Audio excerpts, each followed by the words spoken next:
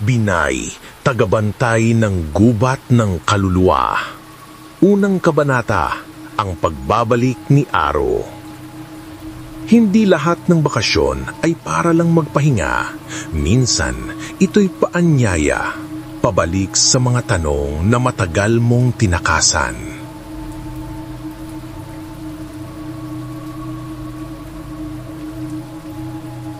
Gabi ng Biyernes nang dumating si Aro sa Mindoro. Kasama lang niya ang backpack na puno ng gamit, isang maliit na bayong na pinamanahan ng kanyang lola at isang lumang kwintas na gawa sa butot kahoy na matagal nang hindi niya isinusuot. Galing siyang Maynila, doon siya lumaki, nagtapos at nagtrabaho bilang graphic artist sa isang ad agency. Pero pagod na siya. Hindi sa trabaho lang, kundi sa pakiramdam na wala siyang pinanggalingan. Lumaki siya sa amang mangyan, ngunit bata pa lang nang ito'y pumanaw sa isang aksidente. Hindi siya pinalaking malapit sa kultura ng kanyang lahi, kaya't ngayong 18 anyos na siya, may nararamdaman siyang pagkauhaw sa mga sagot, sa koneksyon, at sa katahimikan. "Kumusta ka na, Mindoro?" Mahinang sambit niya habang nakasakay sa tricycle papunta sa lumang bahay ng kanyang mga kamag-anak. Tahimik ang gabi. Ang langit ay puno ng bituin at may malamig na simoy ng hanging amoy kahoy. Sa isang gilid ng kanyang isipan ay may bumubulong. May hinihintay ka sa gubat.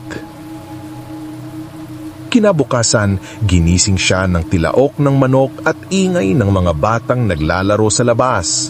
Ang bahay ng kanyang tiyahin ay yari sa kahoy.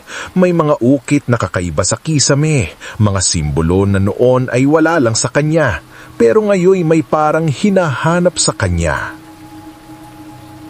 "Uy, Aro, tagal mong nawala, di ka namin halos nakilala." Bati ng kanyang pinsan si Kaloy, sabay abot ng kaping barako. "Parang kailan lang, bit-bit ka pa ni tatay mo habang naglalakad sa bundok," dagdag pa ni Kaloy. Ngumiti lang si Aro pero sa loob-loob niya parang may kirot, parang may hindi pa natatapos. Pagkatapos ng almusal, naisipan niyang maglakad-lakad. Paakyat ng bahagyang bundok, bitbit ang kamera at isang maliit na notebook. Layunin niya sanang kumuha ng mga litrato para sa passion project niya. Isang personal na dokumentaryo tungkol sa pagbabalik. Pero habang tumatagal ang paglalakad niya, napapansin niyang may kakaibang katahimikan ang paligid. Walang ibon, walang kuliglig. Tanging tunog lang ay ang pagbagsak ng dahon at ang yabag niya sa lupa. Napadaan siya sa isang matandang babae na nakaupo sa ilalim ng puno na may puting tela sa ibabaw. "Apo, huwag ka nang tumuloy. Hanggang dito ka lang." Napahinto si Aro. "Bakit po? Gubat lang naman po, di ba?" Tumingin ang matanda diretso sa kanyang mga mata. "Hindi lahat ng gubat ay para sa tao, lalo na kung ang espiritu ng ninuno mo ay may utang na hindi pa nababayaran." Napalunok si Aro. May lamig sa kanyang batok. "Ano pong ibig niyong sabihin?" "Kilalanin mo muna kung sino ka bago mo pasukin ang gubat na yan," sagot ng matanda habang tinuturo ang masukal na bahagi ng bundok. May maliit na arko ng kahoy na may ukit.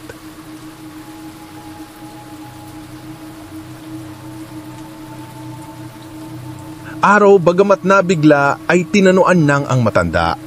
Lumakad siya paalis, pero bago siya bumulayo, ay narinig niya muli ang tinig ng matanda. "Pag narinig mo na ang pangalan ng Binayi, tumakbo ka."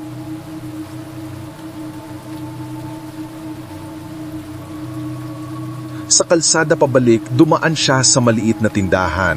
Doon niya nakilala si Miss Lorna, isang guro sa lokal na paaralan. Nagkataong narinig nito ang kanilang usapin. Yung matanda? Si Lola Tersang. Kilalang babae lang yan noong kabataan niya. Marami siyang kwento tungkol sa gubat ng kaluluwa. Gubat ng kaluluwa? Oo, may paniniwala ang ilan sa aming mangyan, lalo na ang mga hanunuo na may lugar sa bundok kung saang nananahan ang mga kaluluwang hindi pa matahimik, mga kaluluwang hindi na isalang sa pag-ulag. Pag-ulag? Isang ritual para gabayan ng kaluluwa sa kabilang buhay. Kung hindi ito nagawa, pwede silang maligaw at doon sila dadalhin ni Binayi. Napangiti si Aro. Bahagyang hindi siya naniniwala pero may parte sa kanya na curious. Gusto niyang malaman pa. Kinagabihan, muling tinignan niya ang lumang kwintas na iniwan ng kanyang ama. Gawa ito ng kahoy at buto at may maliit na ukit sa gitna. Isang bilog na may mata.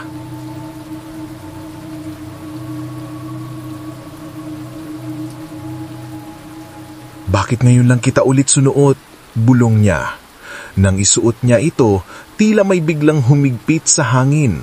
Umihip ang hangin sa bintana at sa liwanag ng buwan ay tila may aninong dumaang mabilis sa labas ng kanyang bintana. Napaupo siya sa kama. Kinabukasan, babalik siya sa bundok. Hindi lang para sa litrato, kundi para sa mga tanong na kailangang sagutin. Bago tayo magpatuloy sa kwento, i-like mo naman ang video na ito kung na-curious ka na sa susunod na mangyayari o baka kilala mo rin si Binayi.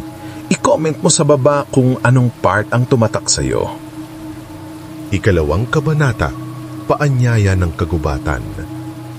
May araw na kahit sobrang liwanag, ramdam mo pa rin ang lamig sa likod mo.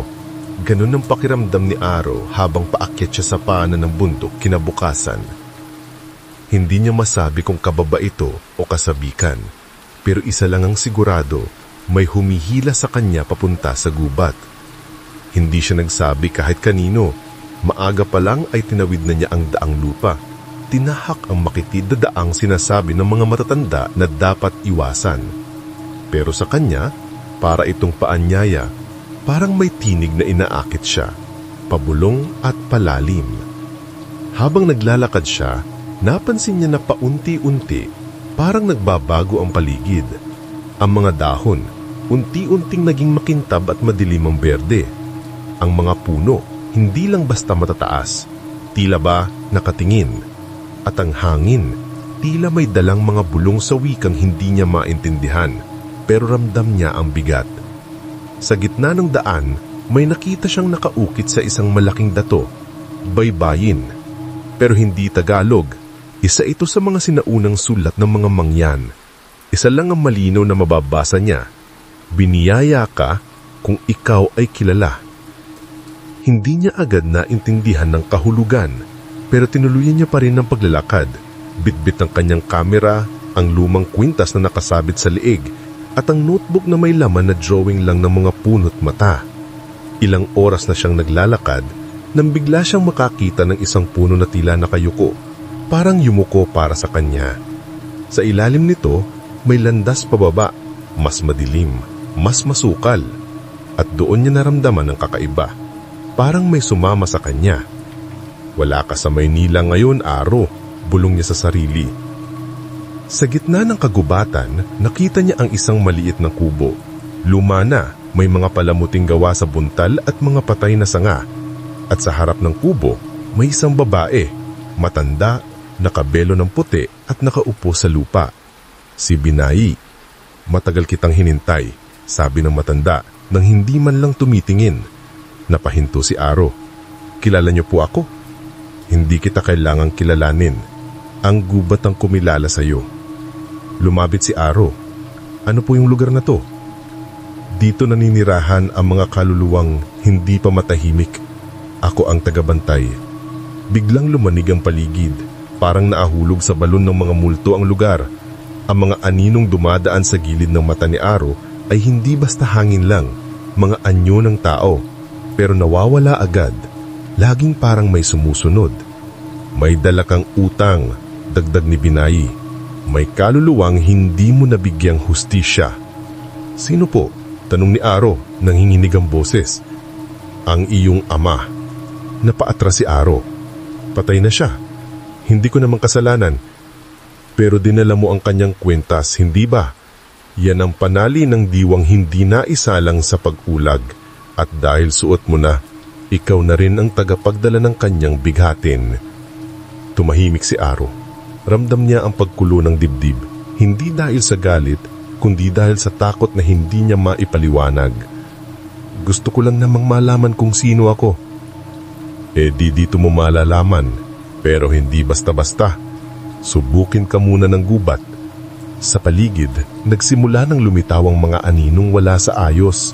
Isang matandang lalaki na walang muka, isang batang may ulo ng tandang, at isang babae na umiiyak habang lumulubog sa lupa.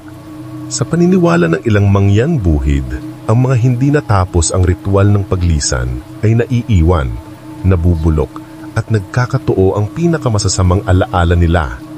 Ito ang mga nilalang na yon sa loob ng gubat ng kaluluwa. Aro, sabi ni Binay, kung gusto mong makaalis, kailangan mong daanan ng 4 na pagsubok. Ano pong pagsubok? Pagsubok ng apoy, ilog ng alaala, halimaw ng ukit, at buntal ng kaluluwa. Natahimik si Aro. Napaupo siya sa tabi ni Binay. Parang lahat ng nararamdaman niyang tanong ay nasagot na lang ng katahimikan ng gubat na ito. Hindi ka na pwede nung matras, dagdag ni Binay. At habang nilalamon ng dilim ang paligid at unti-unting nawawala ang liwanag sa langit, narinig niya ang pag-iyak ng mga kaluluwang matagal nang naiwan. Hindi na ito simpleng lakad-lakad. Isa na itong ritual.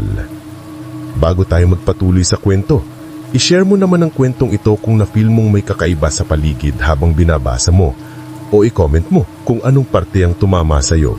Handa ka na ba sa pagsubok ng apoy? Abangan sa 3 kabanata. 3 kabanata, Pagsubok ng apoy. Ang apoy ay hindi lang sumusunog. Minsan, sinusubok ka nito kung kaya mong magliwanag kahit natatakot ka. Madilim na, pero hindi ito ordinaryong dilim. Hindi lang nawala ang araw, nawala pati ang oras. Nakahawak si Aro sa isang patpat habang sinusundan si Binayi na parang walang pakialam kung saan sila pupunta. Hindi ito kagubatan na tulad ng dati niyang dinaanan. Dito, parang may bumubulong sa mga ugat ng puno. Parang may mata ang mga dahon. Ang mga puno tila dumadami at ang daan paikot-ikot. Pero hindi nag-aalala si Binayi. Tahimik lang siya. Sa wakas, huminto sila sa isang maliit na clearing. Sa gitna, may bilog na bato. Sa palibot nito, may mga uling at putol na sanga. Parang may nagkakampit nagriritual doon dati. Dito ka susubukin ng apoy, sabi ni Binay. Bawat tunay na mangyan, bago tanggapin ng gubat, kailangan makapasa sa apoy. Hindi lang ito apoy na literal, ito'y apoy ng loob. Apoy ng alalaga, apoy ng katapangan. Paano po ito ginagawa? Hindi sumagot si Binay. Sa halip, umalis siya. Naiwan si Aro mag-isa. Ilang minuto pa lang ang lumipas nang biglang bumigat ang hangin. Mula sa mga sanga sa paligid, unti-unting may namuong apoy, pero hindi ito naglalaglab. Ang mga apoy ay kulay bughaw at umiikot sa kanya. Pagtingin niya sa lupa, nag-iba ang anyo ng mga bato, naging parang uling na may anyo ng mga mukha. Isa doon, mukha ng kanyang ama. Isa pa, mukha ng batang siya. At bigla na lang, boom! Isang bugso ng init ang sumabog sa paligid at narinig niya ang tinig. Ano ang pinakatinatago mo, Aro? Napaatras siya, pero hindi siya makatakbo. Parang may humawak sa kanyang paa. At biglang nasa ibang lugar na siya. Nasa sala siya ng lumang bahay sa Maynila. Bata pa siya, umiiyak. Sa sahig, ang kanyang ama, duguan. Si Aro ay may hawak na kwentas na pareho ng suot niya ngayon. Bakit mo ako iniwan? Sigaw ng batang siya. Sa sulok, nandun si Aro. Yung kasalukuyan siya. Pinapanood lang ang esena pero ramdam niya ang bigat ng pangyayari. Ramdam niya ang init ng dugo, ang hapdi ng tanong at ang guilt na tinago niya sa loob ng ilang taon. Hindi ko alam, bulong ni Aro. Hindi ko alam kung paano maging anak mo. Pikit siya. Huminga ng malalim. Pero gusto kong subukang maintindihan. Kahit huli na. At mula sa sahig, unti-unting bumangon ang anyo ng kanyang ama. Hindi ito multo, parang aninong binuo ng alalaga. Ngumiti ito. At tumandong. Sa kanyang harapan ang bughaw na apoy ay biglang naging liwanag. Mainit pero hindi nanakit. Ang mga bato ay naging ordinaryong bato. Ang mga mata ng mga puno ay muling naging tahimik. Pagmulat niya ng mata, nandun ulit si Binayi. Tapos na ang pagsubok ng apoy. Hindi lahat ng nakakapaso ay kaaway. Minsan, sila ang nagpapalakas sa atin. Napaupo si Aro. Akala ko simpleng kwentas lang ito. Walang simpleng bagay sa isang mangyan. Bawat anting-anting may kwento. At ang kwento, hindi natatapos hanggang di natatanggap. Lumapit si Binayi. May inabot sa kanya na maliit na piraso ng kahoy. Ito ay banahaw. Isa sa 4 na kailangan mong ipunin. Bawat pagsubok may katumbas na piraso. Kapag nakumpleto mo, doon ka lang makakalabas. Ano pong susunod? Ang ilog ng alalaga, sabi ni Binayi sabay lakad papalayo. Sa likod ng kanyang isipan, nararamdaman pa rin niya ang init. Pero hindi na ito apoy ng takot. Isa na itong liwanag na patunay na kaya niyang harapin ang kanyang nakaraan. Pero isa lang ang tanong niya ngayon. Hanggang saan siya dadalhin ng gubat na ito?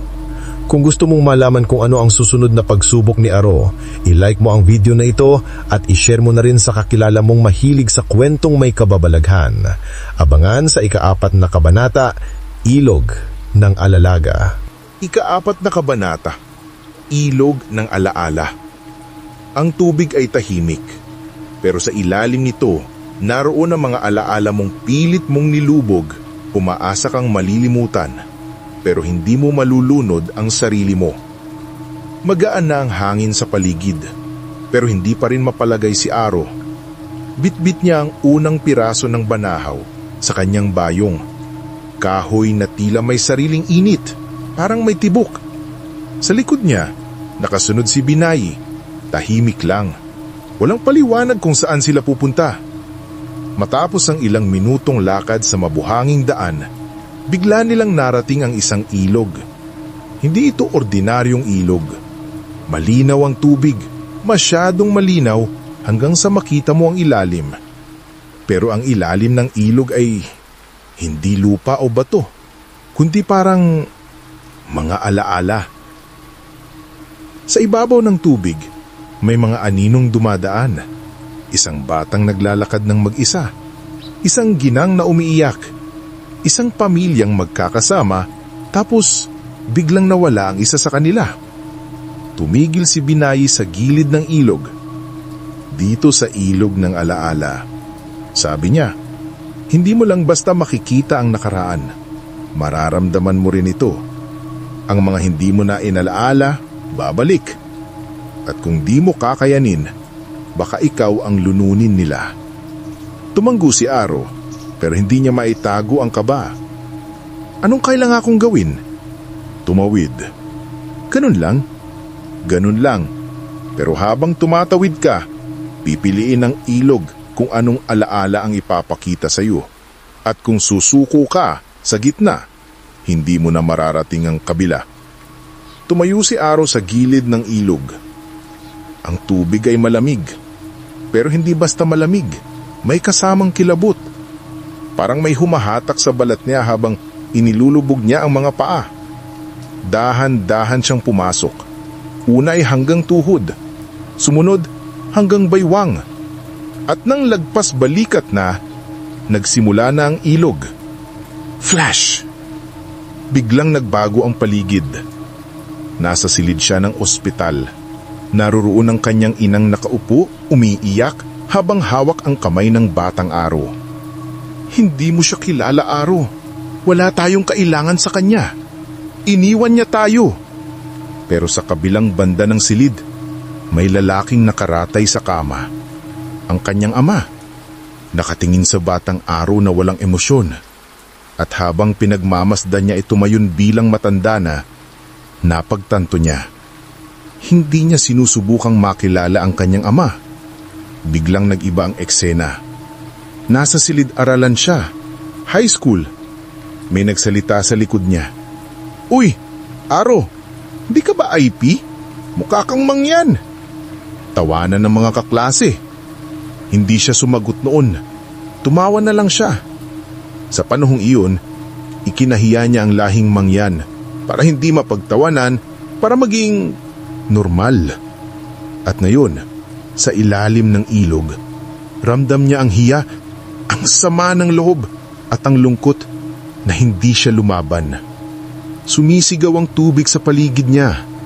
Mas bumigat ang kanyang katawan. Humihigop ang ilog. Parang gusto siyang lununin. Pero bigla niyang naalala ang sinabi ni Binay.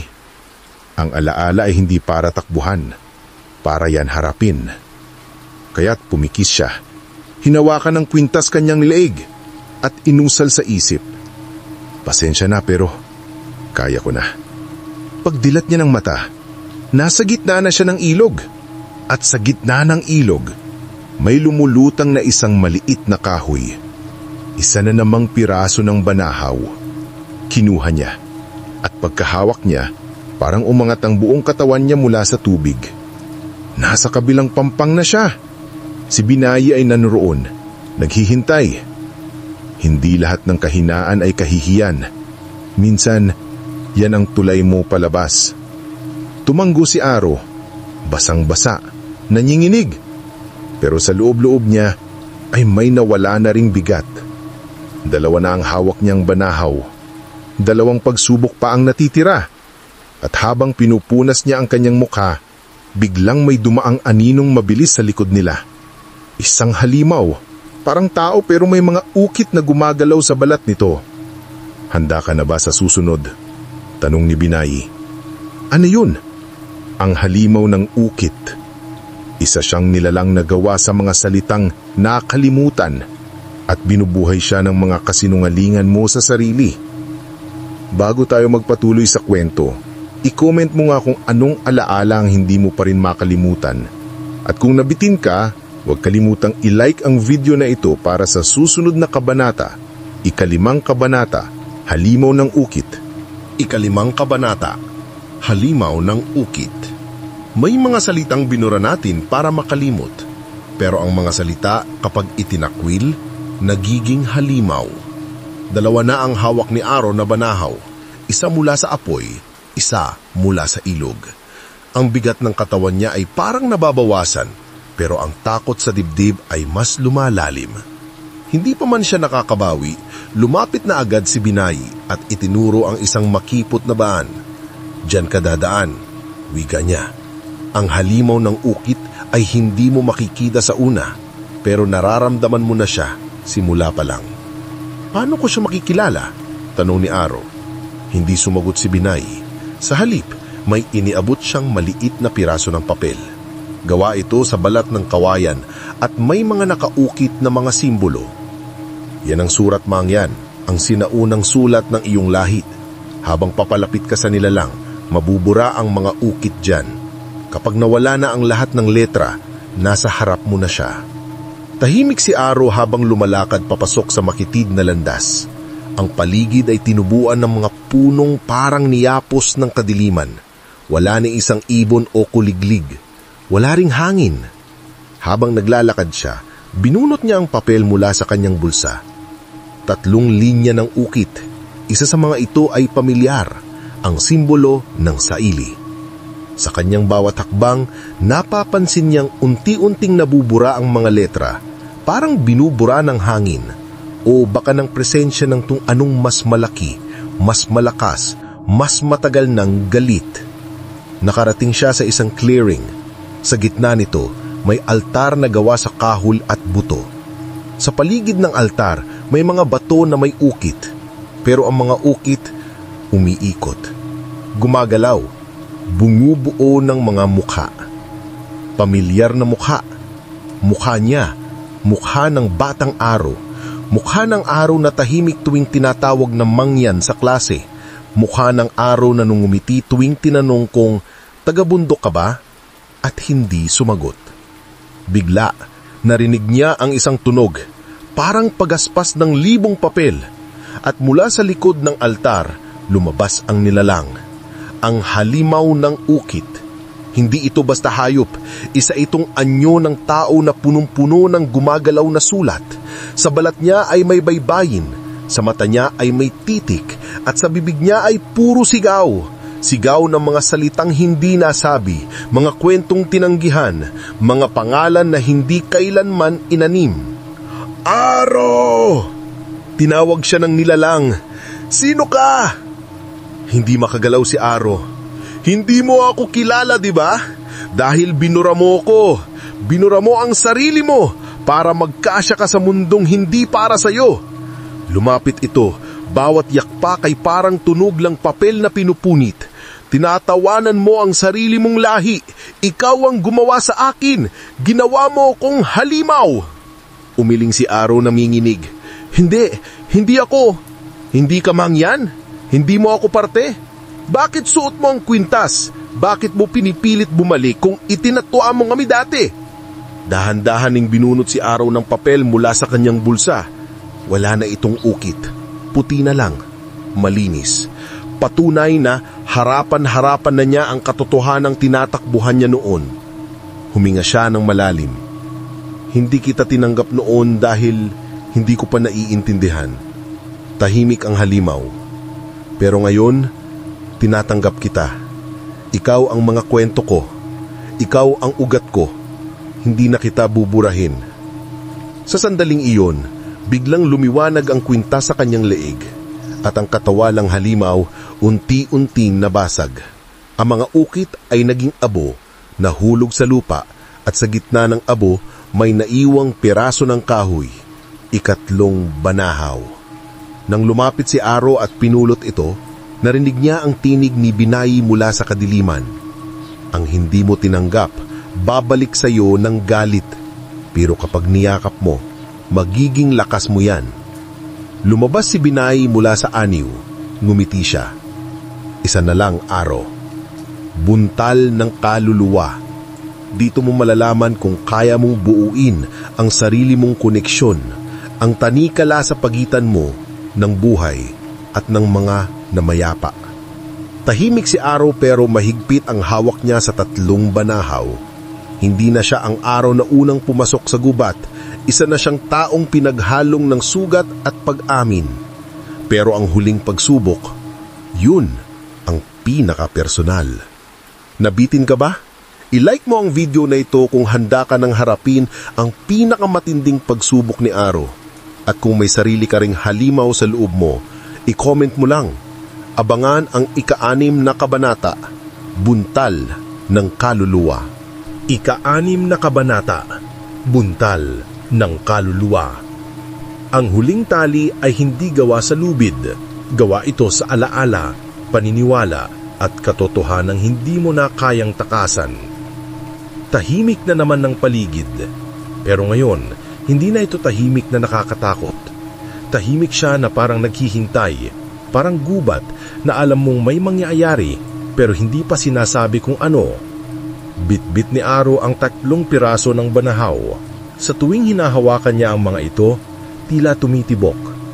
3 pagsubok, 3 tagumpay, pero alam niyang wala pang kasiguraduhan.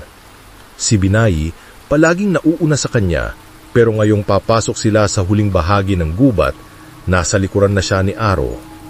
Bakit hindi kayo nauna ngayon? Tanong ni Aro. Dito, hindi ako pwedeng manguna, sagot ni Binay. Ito ang lugar kung saan kailangang ikaw mismo ang pumili ng daan. Tumigil sila sa isang malalabing niyog na lugar. Sa gitna, may bilog na espasyo na may manipis na ulap, parang usok na gumuguhit sa hangin.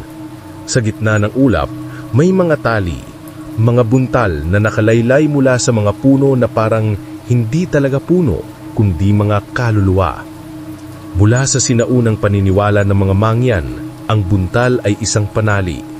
Ginagamit ito para itali ang kaluluwa sa katawan ng isang tao o para gabayan ito pabalik kung ito'y naligaw.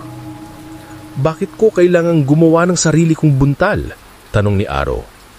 Dahil naligaw ka, at kung gusto mong makalabas sa gubat ng kaluluwa, kailangan mong itali ang sarili mo muli sa mundong pinanggalingan mo.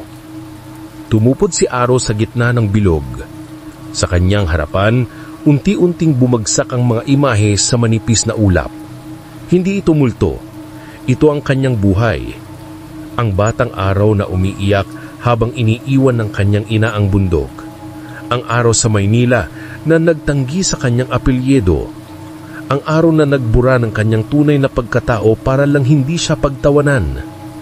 At sa gitna ng lahat ng iyon, ang kanyang ama, nakangiti lang, tahimik, hawak ang parehong kwintas na suot niya ngayon.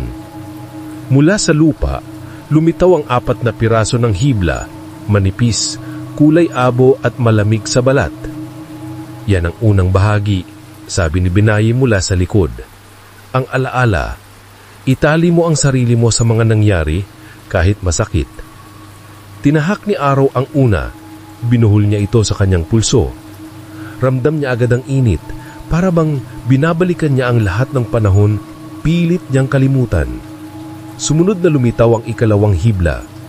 Paniniwala, dito mo igapos ang sarili sa lahi mo.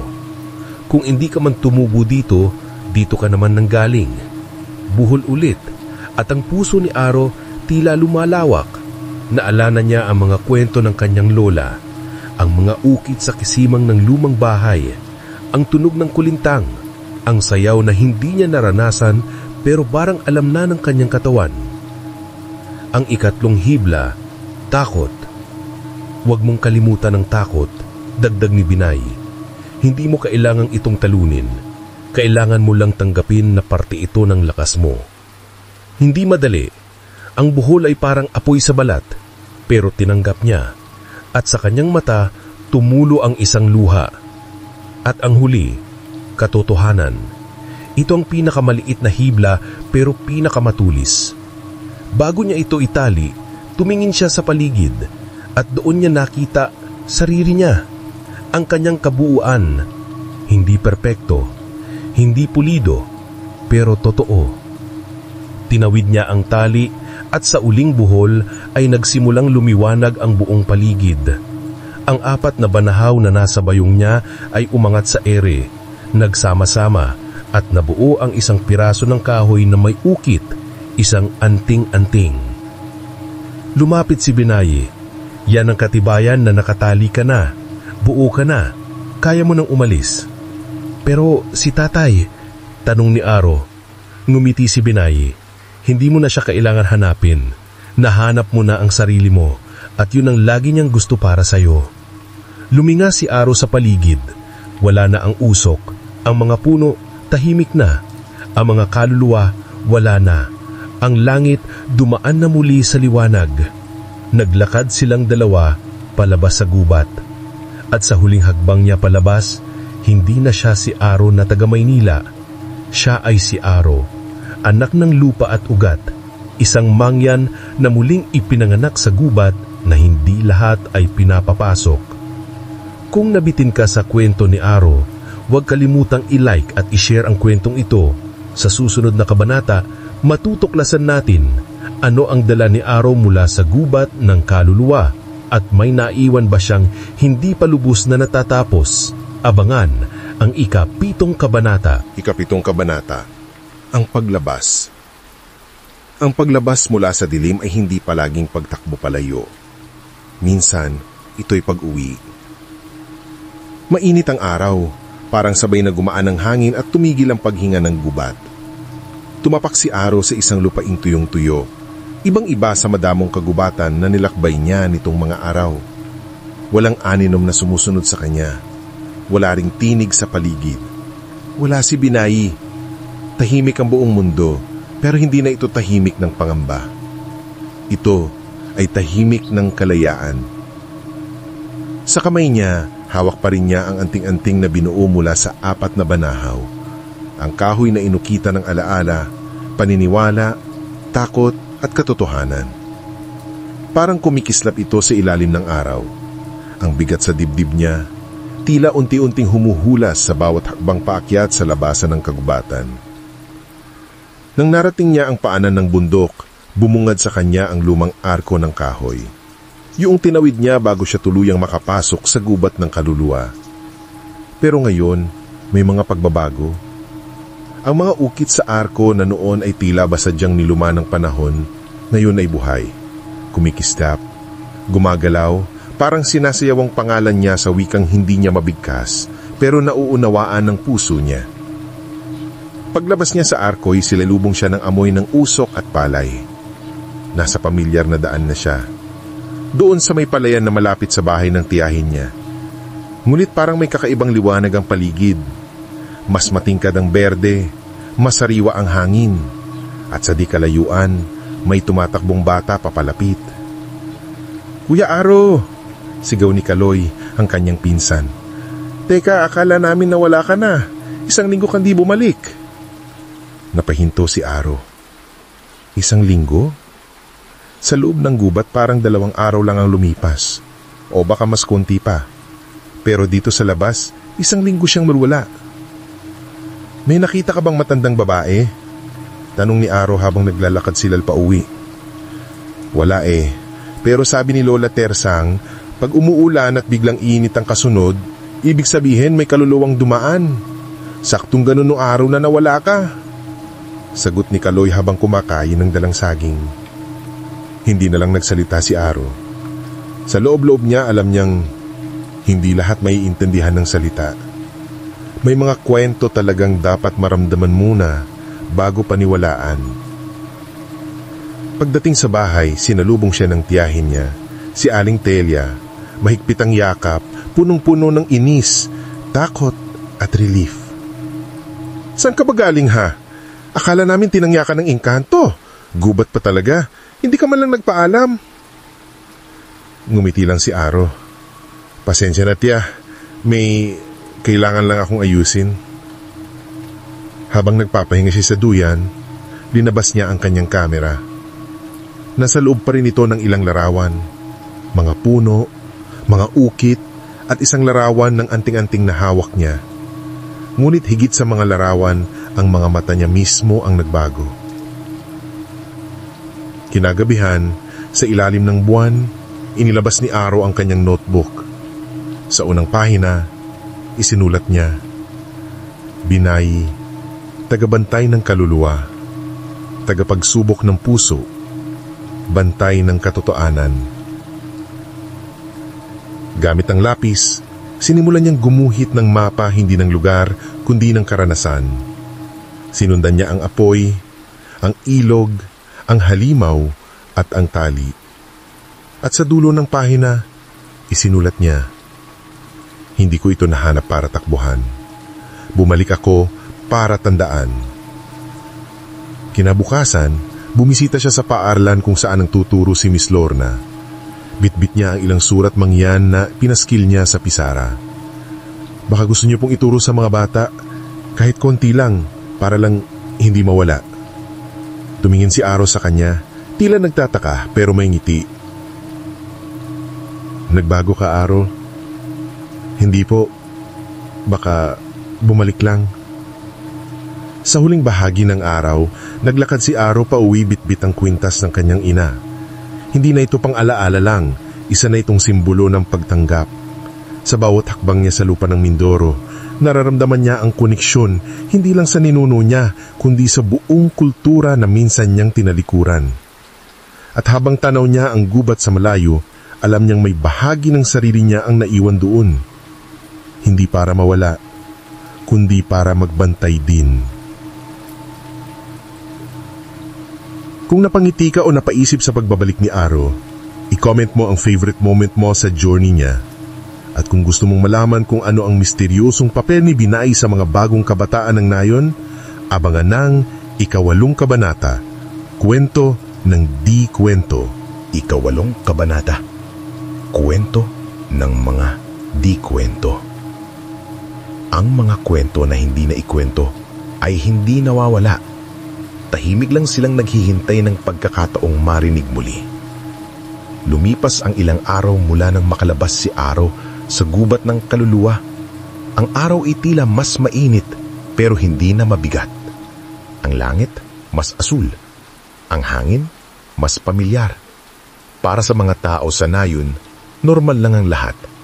Pero para kay Aro, lahat ay nagbago. Hindi siya naging ibang tao, pero bumalik siya bilang buo. Sa isang Sabado ng hapon, habang abala ang mga bata sa pararuan, nakita si Aro sa lilim ng isang puno. May hawak na lapis, papel, at ilang ukit ng surat mangyan. Wala siyang mikropono, wala ring entablado. Pero bawat batang nakikinig sa kanya ay tila humihinga sa bawat salita niya. May isang nilalang na nagngangalang Binai. Kwento niya, hindi siya basta matanda. Siya ang tagabantay ng mga kwentong nilimot. Tagaingat ng mga pangalan na hindi na binabanggit. Kuya, totoo ba talaga siya? Tanong ng isang batang babae. Napangiti si Aro. Depende kung tinawag ka na ba niya. Nagumpisang gumuhit si Aro ng simbolo sa lupa gamit ang patpat. Alam niyo ba kung bakit may mga ukit sa mga bato sa bundok? Hindi lang yun basta sining. Kwento yun, mga pangalan, mga panata. Bawat guhit may buhay. Bakit hindi na namin to tinuturo sa school? Sigaw ng isa. Yun ang tanong na dapat nating sagutin ngayon. Sagot ni Aro habang tinuturo ang kanilang guro, si Miss Lorna na nakangiti sa likod nila. Sa loob ng paaralan, sinimulan nila ang isang munting proyekto. Isang silid na dedikado sa mga kwento ng mga mangyan. Hindi ito museo, hindi ito para sa turista. Ito'y silid alaala para sa mga batang katulad nila. Para matutunan nila ang mga kwento bago pa ito tuluyang mawala.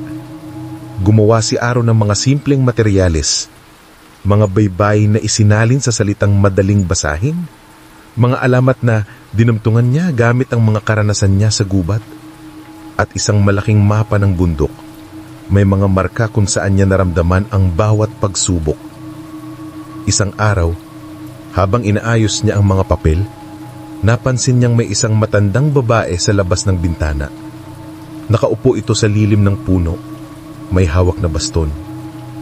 Hindi niya agad napansin ang mukha, pero ramdam niya agad ang presensya. Lumabas siya. Lola? Tersan? Tumango ang matanda. May dinala ka mula sa gubat. Mga kwento lang po. Hindi lang kwento.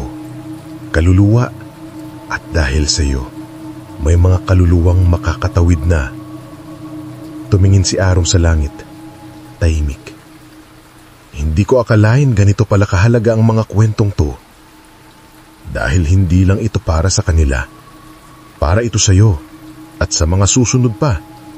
Kaya huwag mong hayaang mamatay ang mga di kwento. Buhayin mo sila.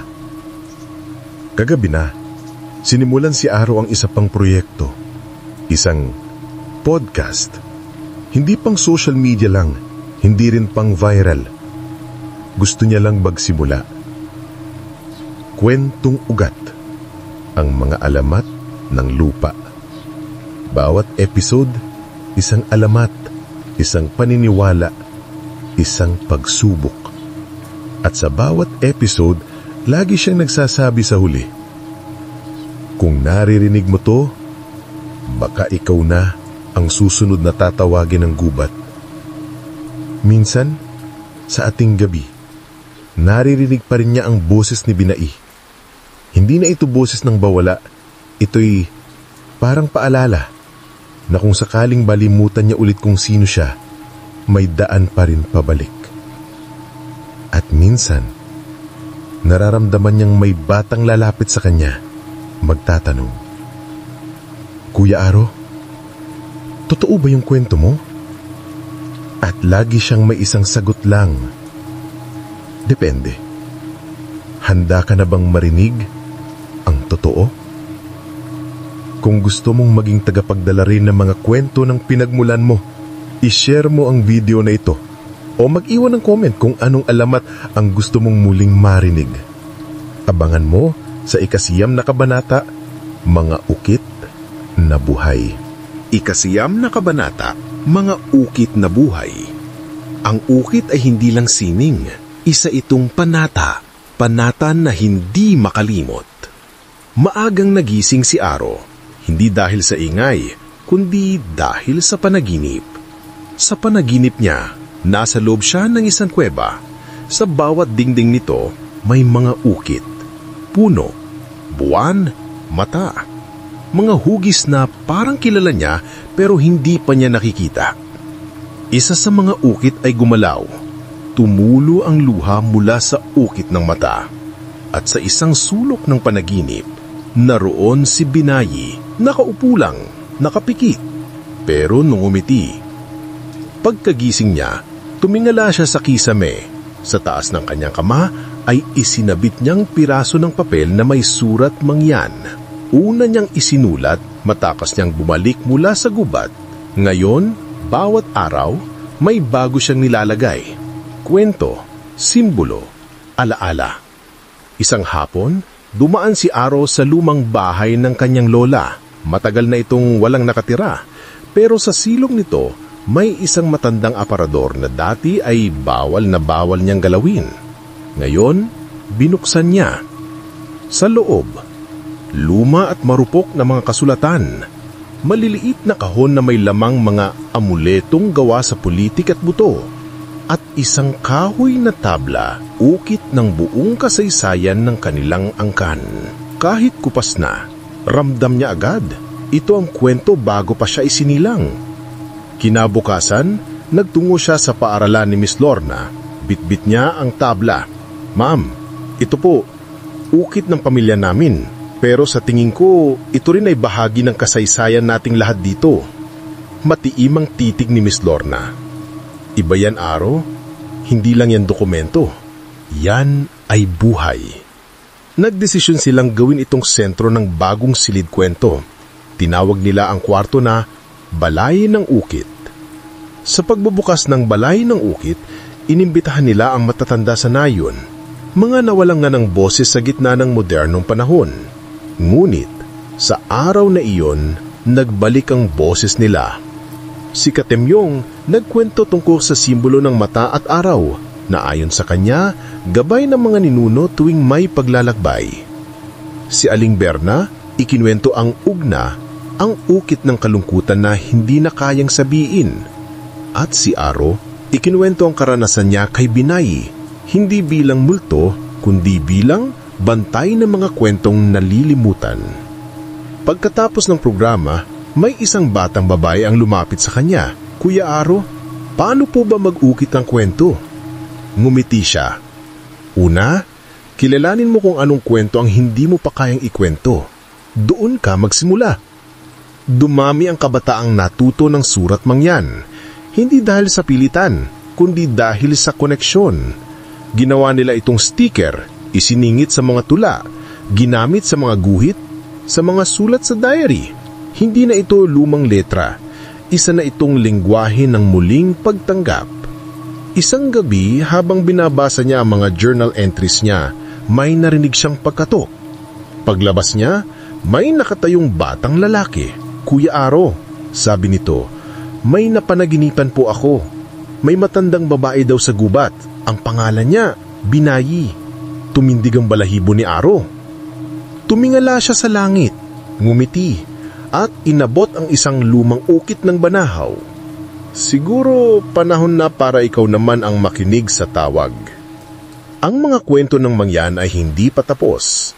At ngayon na may bagong henerasyong handang makinig, ang mga ukit ay muling humihinga. Kung naramdaman mong parang ikaw din ang tinatawag ng kwento, i-like mo ang video na ito at i-comment kung aling bahagi ang gusto mong ikwento sa sarili mong paraan. Abangan sa 10 kabanata, ang tawag ng buwan. 10 kabanata, ang tawag ng buwan. Kapag ang buwan ay tumingala sa iyo, huwag mong iwasan ng tingin. Baka may ipinapadalang paalala ang langit na hindi ka dapat lumimot. Bilog na bilog ang buwan. Walang ulap, walang ingay. Sa isang gabi ng Agosto, habang ang karamihan ay mahimbing na natutulog, gising si Aro. Hindi dahil sa kaba, hindi rin dahil sa takot. Gising siya dahil may nararamdaman siyang panawagan, hindi mula sa paligid, kundi mula sa loob. Hawak niya ang kwintas ng kanyang ama habang nakaupo sa bubong ng bahay. Tinitignan niya ang buwan, pero sa isip niya, balik siya sa gubat. Parang may pumipintig sa hangin. Parang ang liwanag ng buwan ay tumutukop sa kanya, nagiging daan pabalik. Kinabukasan, dumiretso siya kay Lola Tersang. "Lola, bakit parang di pa rin tapos?" Tumingin lang ang matanda sa kanya, tila alam na agad ang ibig sabihin ng kanyang tanong. Dahil ang mga kwento, hindi sila basta nagtatapos. Ang tanong lang, ikaw ba ang susunod na magsusulat? Ilang araw ang lumipas, may kakaibang nangyari. Lahat ng ukit sa tabla ng kanyang angkan, yung ipinaskil sa balay ng ukit, nagbago ang kulay. Dati kayo manggilang ang kahoy. Ngayon, may mga guhit na asul, tina sumisikat kapag sinisinaga ng buwan. Pinatawag si Aro ni Miss Lorna. "Baka kailangan mong bumalik," wika nito. Hindi para magtanong, kundi para magbigay. Kasama ang ilang kabataan mula sa nayon, mga estudyante niyang naturuan sumulat at umukit ng surat mangyan, bumuo sila ng panibagong proyekto. Isang gabi ng kwento.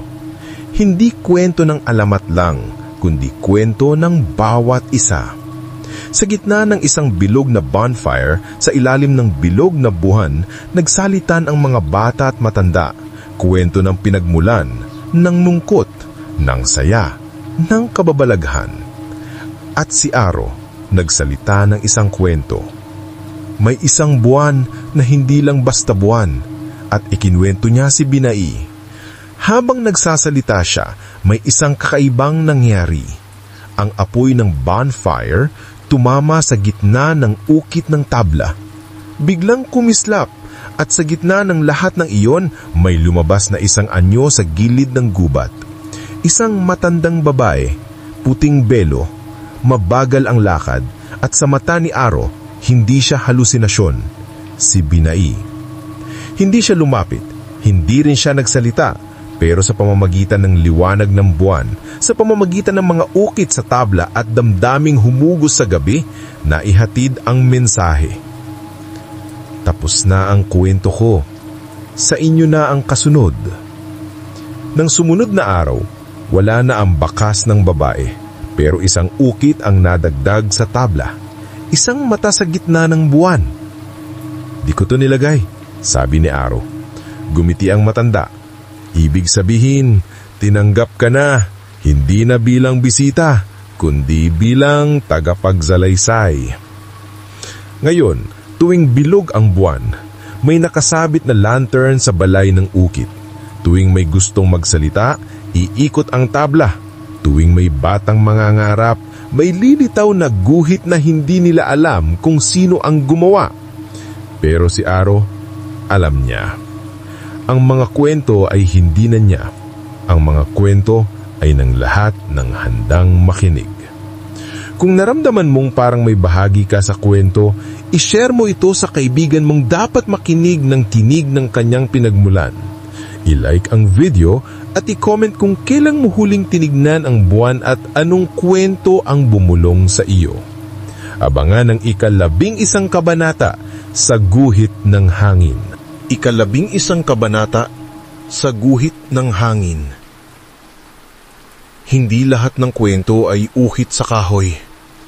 May mga kwento ring iginuhit lang ng hangin. Madaling mawala, pero hindi kailanman nawala. Mula nang maganap ang gabi ng kwento sa ilalim ng buwan, maraming bagay na ang nagbago sa nayon. Ang mga batang dati nahihiyang tanungin kung anong ibig sabihin ng sariling lahi, ngayon ay naglalakad sa paaralan na may mga palamuting sulat mangyan sa kanilang mga bag. Ang mga matatanda na dati nananaimik na lang sa mga inuman tuwing hapon, ngayon ay nagsasalita na. Nagkukwento ng mga hindi na ikwento, ng mga kababalaghan at paniniwala, ng mga alala at sugat na hindi nabigyan ng espasyo noon. At si Aro, mas naging tahimik. Hindi dahil wala na siyang masabi, kundi dahil mas gusto na niyang makinig. Isang umaga, habang naglalakad siya sa tabing ilog, may nahagip ang kanyang mata. Isang sangang may nakasabit na lumang tela. May mga simbolo itong hindi niya kilala. Nilapitan niya, pinagmasdan. Isa itong tela na gawa sa abaka, pinatuyong mabuti at sinulatan ng ukit na hindi kayang mabura ng ulan. Pero hindi ito baybay ng Tagalog at hindi rin eksaktong surat mangyan. Ito'y kombinasyon, isang bagong wika. Muling lumapit si Aro kay Lola Tersang. "Lola, kilala niyo ba to?" Sabay abot niya ng tela. Napatingin ng matanda at sandaling natigilan. "Ito ang sinasabi nila noon na hangin ng guhit. Di isinulat sa papel. Hindi rin para sa bato. Para sa sandali lang. Kung hindi mo nakita sa tamang oras, mawawala na siya. Para saan po to? Para sa mga kwentong hindi dapat ikulong sa isang anyulang. Kwentong isinisiguro ng paligid, ng puno, tubig, hayop, ulap. Mga kwento ng hangin." Pag-uwi, napaisip si Aro, kung may mga kwentong isinusulat sa hangin, paano kung masyado na tayong busy para marinig sila? Kinabukasan, naglunsad siya ng isang bagong proyekto kasama ang mga bata. Guhit Hangin, isang storytelling walk. Isang lakad sa bundok kung saan sa bawat lugar na titigilan ay may isang kwento. Pero walang binabasa. Walang teksto, walang screen. Tanging hangin, salita, at pakikinig lang. Sa unang paglalakad nila, dinala niya ang mga estudyante sa lugar kung saan siya unang nakakita ng si Binahay. "Naririnig niyo ba?" tanong niya habang pinapapikit ang mga bata. Tahimik, hangin lang, dahon, hampas ng sanga, huni ng ibon. Tapos, nagsimula siyang magsalita. Kwento ng isang batang nangarap maging bahagi ng kwento. Kwento ng isang gubat na may puso. Kwento ng isang ukit na ginawa sa loob ng dibdib ng isang taong hindi sigurado kung sino siya. Nang matapos ang lakad, isa sa mga estudyante ang nagsabi, "Kuya Aro, sa tingin ko may mga kwento rin ng hangin ng Maynila, pero wala lang gustong makinig." Tumanggo si Aro. "Baka dahil tayo na ang dapat magsimula." Simula noon, bawat Sabado may Guhit Hangin Walk. Minsan 5 lang ang sumasama, minsan 2, pero bawat isa umuuwi na hindi lang may bagong nalaman, kundi may bagong naalala. Sa dulo ng 3 linggo ng Guhit Hangin Walk, muling nanaginip si Aro. Sa panaginip niya, may sulat sa alap-ap. "Ang kwento mo, hindi dito magtatapos." Kung naramdaman mong may mga kwento rin sa paligid mo na pilit ng pinatatahimik, i-share mo itong video na ito at mag-comment ka, ano ang huling bagay na sinabi sa'yo ng hangin? Abangan ang 12 kabanata, Panata ng mga nawawala. 12 kabanata, Panata ng mga nawawala. Ang nawala ay hindi laging tapos na. Minsan, sila ang pinagmumulan ng panibagong simula. Maulap ang araw, walang ulan, pero mabigat ang himpapawid. Para bang may gustong bumaba mula sa langit, pero hindi pa oras. Si Aro ay tahimik na nakaupo sa harap ng balay ng ukit. Hawak ang tabla ng kanyang angkan. Sa tabi niya, may isang lumang bayong na puno ng mga sulat. Lahat ito, kwento ng mga batang nawala. Hindi na ito mga kwento ng multo. Ito'y mga kwento ng mga batang hindi nakilala ang sarili. Mga batang naputol ang ugnay sa ugat nila. Mga batang tinawag sa ibang mundo, ng lungsod, ng teknolohiya, ng paglimot. Isang linggo bago, may dumating na sulat mula sa bayan. Isang NGO ang gustong makipag-partner kay Aro para sa Cultural Recovery Workshop sa mga kabataang mangyan na lumipat sa lungsod at nawalan na ng koneksyon sa kanilang pinagmumulan. At sa unang araw ng workshop, 11 ang dumating. Iba-iba ang anyo. May hip-hop na outfit, may nakaday ang buhok, may naka-headphones habang lumalakad. Halata mong hindi na sila sanay sa lupa, sa takahimikan, sa liwanag ng bundok. Pero ang mga mata nila, may tanong. At yun ang mahalaga kay Aro. Bakit tayo narito? Tanong ng isa sa kanila, si Franco. Anong connect ng mga sinaunang ukit sa problema ko ngayon sa bahay? Hindi agad sumagot si Aro. Sa halip, inilabas niya ang kwintas ng kanyang ama. Itinapat ito sa apoy. Tignan mo to. Kahoy lang. Buto. Kwintas ng patay. Pero sa loob ng gubat, ito ang tanging nagligtas sa akin dahil ito ang nagpapaalala kung sino ako. Tahimik. Tapos, isa-isa, nagsimulang magsalita ang mga bata. May lola ako noon pero wala akong naaalala sa kanya. Sabi nila, manggagamot daw siya. Hindi ko na alam kung anong tribo ko. Basta alam ko lang, mangyan daw ako. Dati, sinabihan ako ng kaklase ko na mukhang katutubo.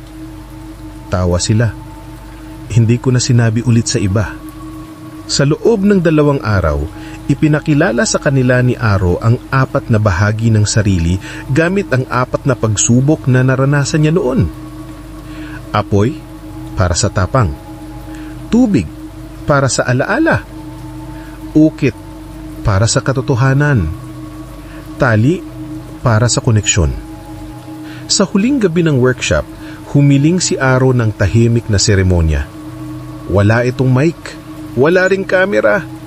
Bawat isa sa kanila ay binigyan ng piraso ng kahoy at inutusang ukitan ito ng panata. Hindi panata ng lipunan, hindi rin ng relihiyon. Panata sa sarili. Panata para sa mga parte ng sarili mong nawala. Panata na kahit maligaw ka ulit, may babalikan ka. Nang natapos ang gabi, may isang sa mga kabataan ang lumapit kay Aro. Ako si Shay, sabi ng dalagita. Ngayong gabi ko lang naisip, baka hindi ako nawawala. Baka hindi ko lang natuturang hanapin ang daan. Ngumiti si Aro. O baka ngayon mo lang narinig na tinatawag ka. Pagka-uwi ng mga kabataan, iniwan nila ang mga inukit na kahoy sa paanan ng bundok. Hindi para sa mga espiritu, hindi para sa ninuno, kundi para sa mga darating pa. Isang alaala, isang panata, isang paraan para sabihin sa susunod na henerasyon, kung naligaw ka, may landas na rito na iwan para sa iyo. Kinagabihan, muling nanaginip si Aro. Sa panaginip niya, nasa gubat siya, pero hindi na madilim. May mga ilaw, may mga boses. At sa gitna ng lahat ng yon, isang batang lalaki ang lumapit. Kuya Aro, anong pangalan mo? Tanong niya. Ngumiti ang bata. Hindi ko na alam, kaya ko hinanap tong lugar na to. Pagkagising niya, Tinanaw niya ang silangan. Sa isip niya, isa lang ang malinaw. Hindi pa tapos ang trabaho niya. Dahil ang panata niya ay hindi lang para sa kanya, kundi para sa lahat ng nawawala na gusto nang makabalik. Ika-13 kabanata. Sa piling ng mga ukit. Ang huling kabanata. Hindi lahat ng kwento ay may katapusan. Pero ang mga kwentong inukit sa puso, yan ang mga nananatili kahit walang sinasabi. 5 taon na ang lumipas mula nung unang araw na muling tumapak si Aro sa Mindoro. Sa panlabas, hindi mo aakalain na siya'y naglakbay sa isang gubat ng kaluluwa. Nakilala ang isang tagabantay na hindi matanda't hindi rin multo. At humarap sa mga alaala at takot na minsan niyang ikinahiya. Pero sa mga mata niya, naroon ang lalim ng taong nakaukit na sa kanyang pinagmulan. Ang balay ng ukit ay hindi na simpleng silid sa paaralan. Isa na itong sentro ng kwento, hindi lang para sa mga batang mangyan, kundi para sa mga bisitang gustong matuto ng higit pa sa nakikita sa libro. May mga bisitang taga Maynila, turista, ilang estudyante, pati guro at mananaliksik. Pero ang pinakamakakatuwa, ayon sa mga taga na yun, mas marami na ngayong kabataan mula sa kanilang lahi ang bumabalik. Si Aro ngayon ay kilala na hindi lang bilang tagapagsalaysay, kundi bilang tagapagsalin. Hindi lang ng wika, kundi ng alaala. Hindi lang ng kwento, kundi ng diwa. Isang araw, habang inaayos niya ang mga tabla ng ukit para sa isang bagong exhibit, may batang lalaking dumating. 6 na taon. Tahimik. May hawak na maliit na papel. "Kuya," sabi ng bata, "ito po ang kwento ko." Binuksan ni Aro ang papel. Guhit ito ng isang bundok.